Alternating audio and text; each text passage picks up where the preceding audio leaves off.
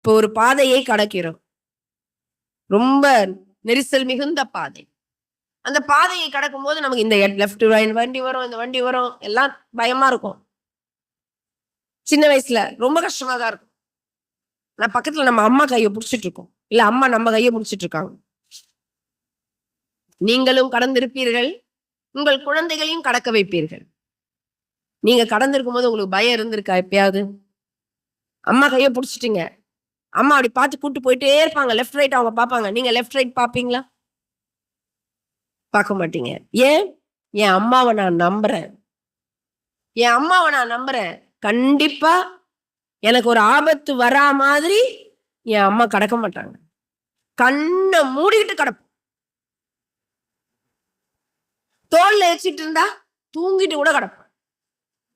கை குழந்தை தூக்கி போட்டுக்கிறாங்க, ரோட கடந்து போயிட்டே இருப்பாங்கல்ல, அந்த குழந்தை